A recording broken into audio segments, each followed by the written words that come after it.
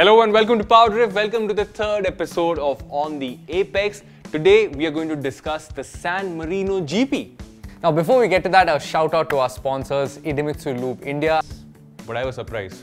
We're running a contest on Instagram. All you have to do is go to our Instagram page and participate in our contest. 4 lucky winners stand a chance to win a year's supply of the Idemitsu IRG7 engine oil, which I think is great.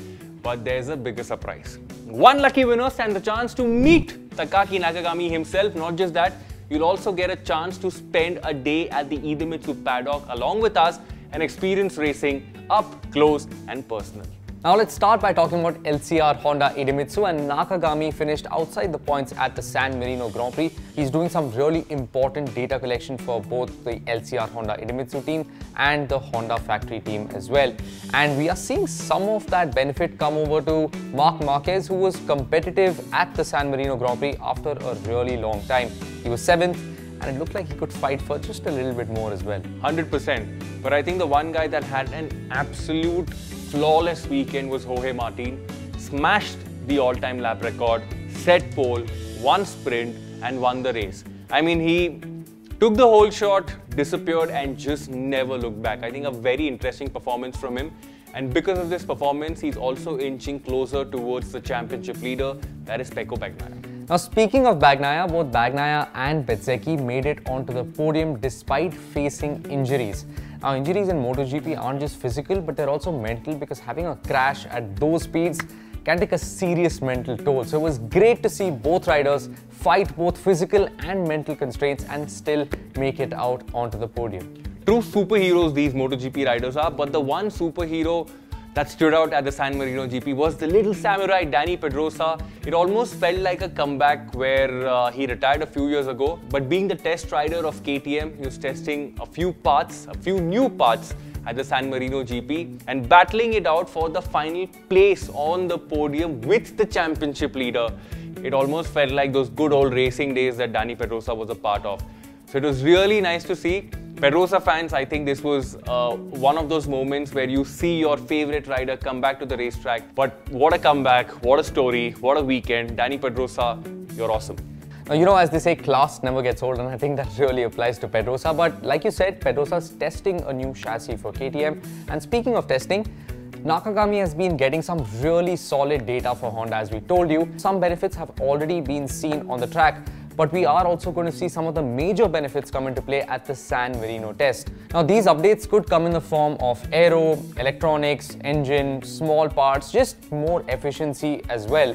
And they're not just going to affect the performance of the motorcycle for the remainder of the season, but also onwards to the next season. Idemitsu Lube India, our partners, have enabled us to unveil captivating insights about MotoGP. They have demonstrated MotoGP expertise and combined all of the wisdom of oil specialists who are passionately involved in superbike racing.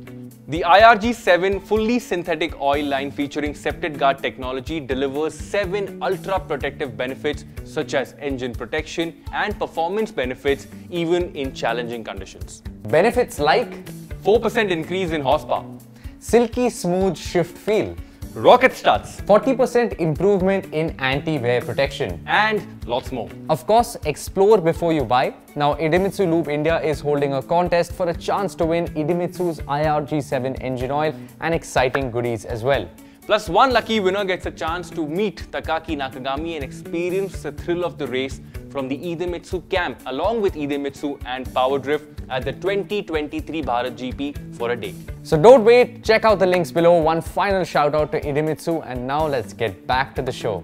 So next up is the inaugural Indian GP, Bharat GP. It's going to happen at the Buddh International Circuit. These riders are going to come to the circuit for the very first time.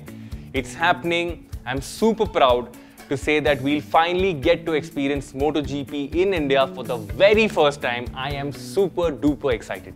Now there are already some things we can expect at the Bharat GP. Firstly, Nakagami's bike should have the updates that we'll see at the San Marino test, which should bring a performance benefit and maybe put him further up the grid as well. We'll also see this across different bikes, so there will be a little bit of a performance switch up happening all across the grid, which will be very exciting to see. I think in terms of prediction, I feel that Ducati, KTM, these manufacturers who are really fast, to have the edge in both performance and aero, Budh is divided into two bits. You have one half which is focusing on just flat out speed, and you have the second half which is a lot more technical. So it's a good mix.